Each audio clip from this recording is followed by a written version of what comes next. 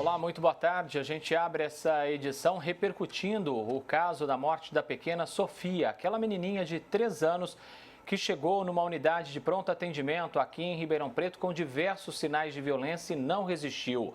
O avô e a companheira dele seguem presos. A gente fala com a Mariana Robert, porque a novidade principal, Mariana, é hoje a liberação de um laudo que comprova, que a Sofia foi vítima de enforcamento. Boa tarde, Mariana.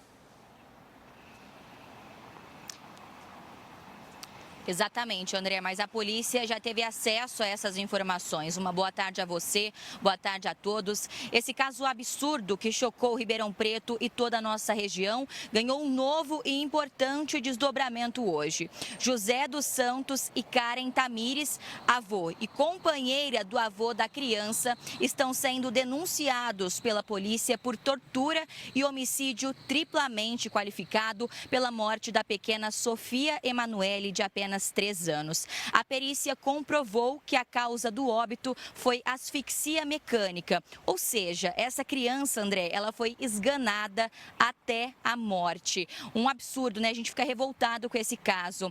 Essa menina deu entrada no pronto atendimento da UPA da 13 de maio com diversos hematomas pelo corpo. Ela tinha cores diferentes pelo corpo, dos pés à cabeça, hematomas roxos, esverdeados, amarelos, que comprovavam que a tortura já acontecia há um bom tempo. Além disso, foi constatado que ela tinha fraturas antigas nos membros inferiores, costela quebrada, sarcopenia, queda capilar, além de uma desidratação severa no corpo. Como se não bastasse tudo isso, chama a atenção e causa revolta também o depoimento da Karen, companheira do avô da criança, à polícia. Ela deixou claro que não gostava da menina, que essas agressões, torturas eram frequentes e que no dia em questão ela teria esganado a menina 2 vezes para que ela engolisse a comida. Hoje nós estivemos na seccional para uma coletiva de imprensa que trouxe mais esclarecimentos do caso e a gente acompanha a primeira parte da entrevista com o delegado Sebastião Piscinato. Olha, ontem à tarde, falando com o diretor do ML interino, Dr. Leonardo, foi confirmado que a causa da morte foi asfixia mecânica por estrangulamento. Então, como eu havia dito para vocês anteriormente, muda o cenário da investigação, houve o crime de tortura, que é imputado aos autores, e agora também tem mais o homicídio triplamente qualificado. Um motivo fútil, que seria não gostar de alguém, me dar o direito de matar esse alguém.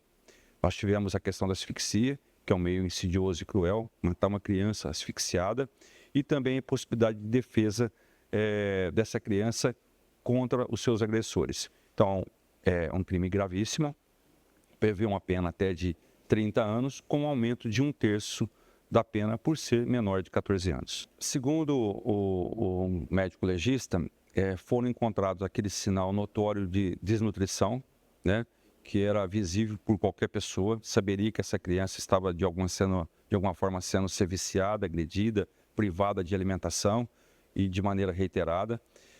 Manchas pelo corpo que indicavam sucessivos atos de agressão física, né, em razão da coloração dessas lesões, e também fraturas anteriores em membros inferiores e mais asfixia mecânica. Então, todo esse cenário, né, levou o médico legista a concluir pela asfixia mecânica, né, com os procedimentos médicos que a ciência hoje está à disposição da investigação.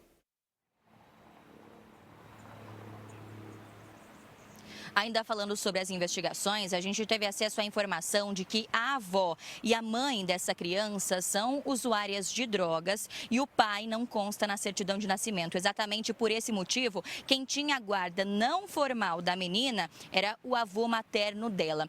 Justamente, André, por essa ausência de familiares, a polícia está tentando identificar um parente para que a Sofia Emanuele tenha, no mínimo, um sepultamento justo. Vamos acompanhar a segunda parte da entrevista. Olha, nós temos 72 horas da morte, então está segurando um pouquinho. Já era para ter acontecido isso aí numa ação social, mas nós estamos localizando familiares, uma tia próxima que é tutora de um outro irmão, parece que é irmão da Sofia, e ela está se dirigindo a Ribeirão para esse trâmite legal de sepultamento da criança. Veja só, a gente vê que, infelizmente, parece que o ser humano, de maneira geral, ele está regredindo em alguns valores.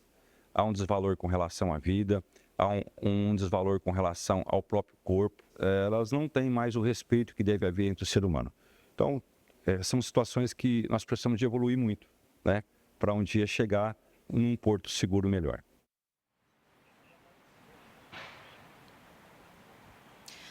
Nós entramos em contato com o Conselho Tutelar de Itapetininga, onde essa criança residia inicialmente com a mãe. Eu vou pedir para que seja colocado na tela agora a nota de retorno que nós recebemos e eu vou ler algumas partes junto a você de casa. Na nota, eles disseram o seguinte: a família em questão passou a ser acompanhada por este conselho em razão de diversas denúncias. No ano de 2023, diante da persistência das situações, foi deliberado o seu afastamento do núcleo familiar de origem. A criança foi acolhida pelo avô materno, o qual manifestou expressadamente o interesse em assumir sua responsabilidade legal. O referido familiar foi devidamente orientado e advertido quanto às responsabilidades. Diante do afastamento, o relatório circunstancial foi encaminhado ao juízo competente da comarca de Itapetininga, bem como ao Conselho Tutelar do município de Ribeirão Preto, para ciência e acompanhamento, considerando tratar-se do município de residência do guardião de fato, ou seja, como o avô da criança reside aqui em Ribeirão Preto, o Conselho Tutelar de Itapetininga informou ao Conselho Tutelar daqui que essa criança estaria vindo para cá para ela receber todos os cuidados necessários. Agora a gente traz a informação também de que o Ministério Público está investigando se houve omissão por parte do Conselho Tutelar de Ribeirão Preto e por parte também da Secretaria Municipal de Assistência Social. Ou seja, José e Karen estão sendo denunciados por tortura e homicídio triplamente qualificado e o Conselho Tutelar e Assistência Social de Ribeirão Preto também estão sendo investigados pelo Ministério Público. Uma verdadeira tristeza, né, André? Com certeza, gravidade, né, diante de todo esse caso absurdo, né, de possível até omissão das autoridades, de algumas delas de Ribeirão Preto. A gente segue acompanhando e atualizando o nosso telespectador aqui. Obrigado, viu, Mariana?